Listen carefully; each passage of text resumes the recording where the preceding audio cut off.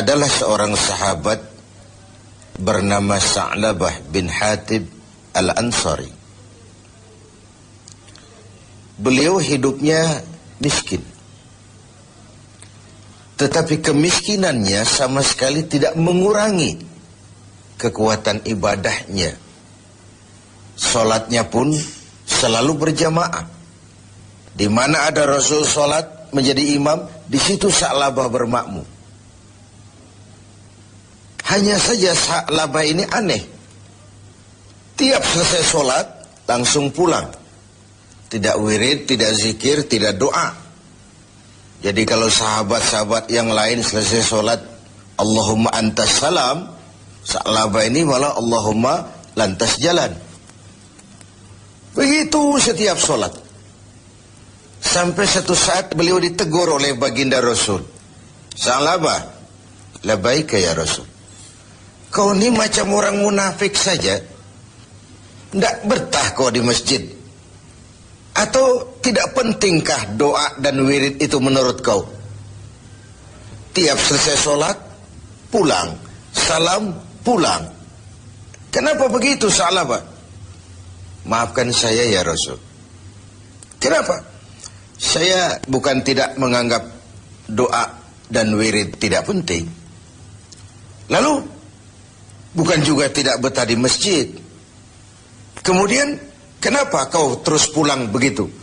Saya ini keluarga miskin ya Rasul. Kain satu pun berdua dengan istri saya. Ketika saya sholat di masjid sini, istri saya di rumah nunggu giliran sholat dari sarung yang sedang saya pakai ini. Kalau saya pakai wirid dan zikir, istri saya tidak kebagian waktu sholat. Begitulah. Iya. Oh. Lalu bagaimana Sa'labah? Begini saja ya Rasul. Ini sudah kadung ditanya oleh Tuhan. Tuhan kan Rasul. Ya. Kenapa memang? Bahwa Rasul itu kan doanya jarang meleset. Maksud kamu? Tolonglah doakan saya kepada Allah agar saya jadi orang kaya. Kalau saya kaya, sarung punya sendiri, istri punya sarung sendiri, tenanglah saya beribadah. Rasulullah senyum. Kemudian bilang, Sa'labah, saya ya Rasul. Kau kan orang Islam? Iya.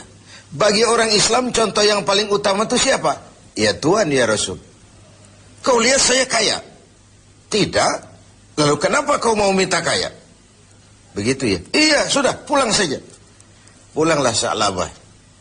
Esoknya ketemu lagi dengan Rasul. Gimana Sa'labah? Sudahlah Rasul, doakan saja supaya saya jadi orang kaya. Sa'labah, saya ya Rasul.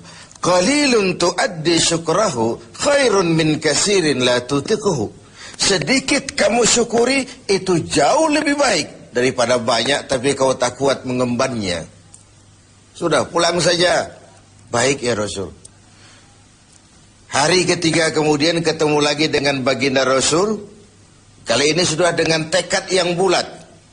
Bagaimana Sa'labah? Sudah ya Rasul. Sudah bagaimana? Sudah saya pikir. Lalu, iya sih syukur-syukur. Tapi kalau sarung satu dipakai berdua, sulit juga syukurnya. Sudahlah, doakan saja kepada Allah agar saya jadi orang kaya. Kalau saya kaya, saya akan sedekah, saya akan sholat berjamaah. Wal'ati kullazi haqqin haqqah. Tiap orang akan saya berikan haknya. Pokoknya bereslah kalau saya jadi kaya nanti. Begitu permintaan Sa'labah. Didesak sedemikian rupa, akhirnya baginda Rasul mengangkat kedua belah tangan, mendoakan Sa'labah. Allahumma razuk Sa'labah. Ya Allah, berikan rezeki kepada Sa'labah. Oleh baginda Rasul, Sa'labah dihadiahkan seekor kambing betina yang sedang hamil. Peliharalah kambing ini Sa'labah, mudah-mudahan bawa berkah bagi kau. Dipeliharalah kambing ini oleh Sa'labah sampai melahirkan 2 ekor sekaligus. 1 menjadi 3, 3 menjadi 5, 5 menjadi 7. Makinlah hari kambingnya makin banyak berkembang biak. Ketika kambing banyak berkembang biak, Sa'labah mulai kesibukan. Datang sholatnya mulai terlambat. Tadinya sebelum waktu sudah menunggu di masjid. Sekarang imam sudah qomat baru dia datang. Lama-lama sholat 5 waktu pun tidak kelihatan. Jumat saja di masjid. Itu pun kalau khatib sudah naik mimbar, baru dia datang. Terakhir Jumat pun tidak kelihatan juga. Orang tanya, kemana Sa'labah? Sibuk keluar kota, ngembala kambing. Ya wailah Sa'labah. Sayang sekali, celaka Sa'labah. Sampai ketika turun kewajiban membayar zakat, alih-alih Sa'labah malah tidak mau mengeluarkan zakatnya. Sampai di zaman Utsman bin Affan, Sa'labah mengalami kebinasaan dan bangkrut kembali dengan seluruh hartanya. Pemirsa TV 7, riwayat ini adalah sebuah potret bagaimana seorang Sa'labah diuji dengan kemiskinan, dia lulus. Tapi saat diuji dengan kekayaan, dia gagal, berantakan. Ketika miskin dia hamba Allah. Setelah kaya dia pindah menjadi hamba harta. Sikap ini mencerminkan tidak istiqamah. Tidak punya pendirian yang tetap dalam menjaga nilai kehambaan di hadapan Allah Subhanahu wa ta'ala. Bahwa isi hidup ini penuh cobaan, ujian. Quran sudah menjelaskan itu kepada kita.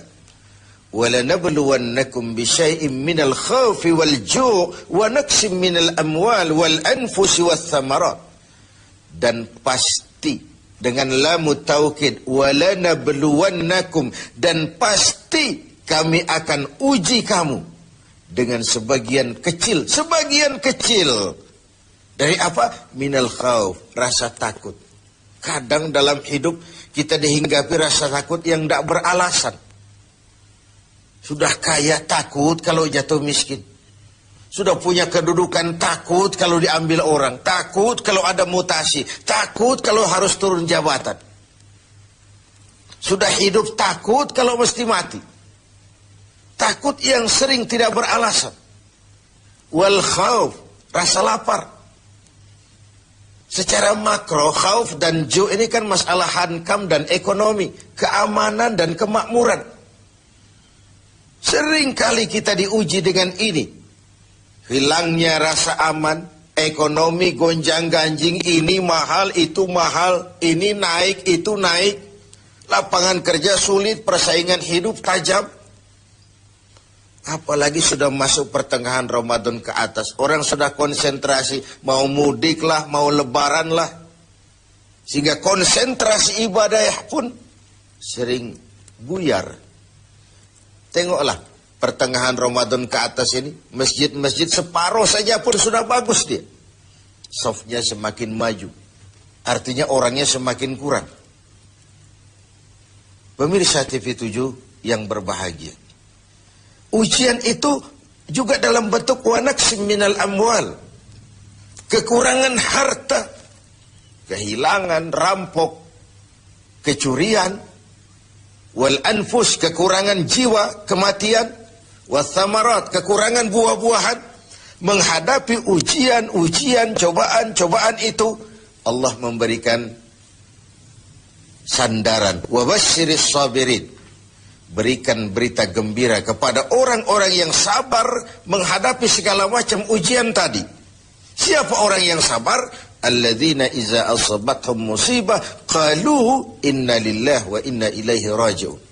Yang apabila mendapat suatu cobaan, segera sadar segalanya dari Allah dan segalanya pun akan kembali kepada Allah.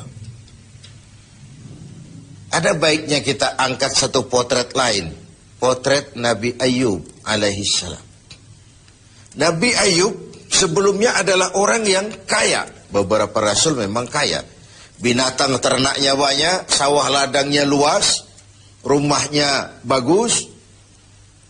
Iblis tidak senang kalau ada orang semut-semut saja, jalan-jalan normal baik-baik saja. Iblis dilapor, Tuhan, hambamu yang namanya Ayub itu mau ibadah karena kaya dia. Coba kalau dia jatuh miskin, selesai ibadahnya itu. Allah bilang, Iblis, aku tahu Ayub itu hambaku yang ikhlas. Saya buktikan Tuhan, silahkan. Iblis pun turun ke alam ini menggoda Nabi Ayub. Mula pertama, dia binasakan binatang ternak Nabi Ayub. Lalu dirusak sawah ladangnya. Sehingga praktis dalam waktu singkat Nabi Ayub jatuh dari orang paling kaya menjadi orang paling miskin. Dan itu tidak mudah. Dan itu tidak mudah. Mudah mengalami frozen emotional attitude, shock. Sudah begitu iblis datang menemui Nabi Ayub yang sedang ibadah di mihrab dalam masjid. Ayub, ya. Sedang apa? Ibadah. Menyembah Tuhan, menyembah Tuhan. Tahukah kau Ayub? Kenapa? Tuhan yang sedang kau sembah sekarang ini, dia sudah bikin miskin kau. Sawah ladangmu binasa, rusak. Binatang ternakmu mati semua. Dan kau sekarang jadi orang miskin Ayub. Buat apa lagi nyembah Tuhan yang model begitu? Dia sudah bikin miskin kamu. Nabi Ayub senyum mendengar itu. Benar, benar. Binatang ternak saya binasa, binasa. Sawah ladang saya hancur, hancur. Dan sekarang saya jadi orang miskin, miskin. Alhamdulillahilladzi a'tani wa akhaza minni. Segala puji bagi Allah yang telah memberikan harta kepada saya dan sekarang mengambilnya lagi. Tengoklah Nabi Ayub ini. Ketika binatang ternaknya binasa, sawah ladangnya musnah, bukan innalillahi malah alhamdulillahilladzi a'tani wa akhadha minni. Segala puji bagi Allah yang telah memberikan kekayaan kepada saya dan sekarang mengambilnya lagi. Allah yang memberi, Allah juga yang mengambil. Inilah yang disebut sikap istiqamah. Ibadah kita tidak bergantung kepada cuaca. Sebagaimana di awal tentang Sa'labah bin Hatib al-Ansari tadi. Dalam keadaan miskin, dia tekun ibadah. Setelah diuji dengan kekayaan, dia malah tidak karu-karuan. Karena itu penting bagi kita menjaga sikap istiqamah untuk tetap konsisten dan konsekuen sebagai hamba Allah dalam segala keadaan. Dalam segala situasi. Sehingga nilai kehambaan itu mempunyai nilai yang istiqamah. Pemirsa TV7, semoga ibadah Ramadan membuat kita menjadi orang-orang yang istiqamah menghadapi ujian yang diberikan Allah.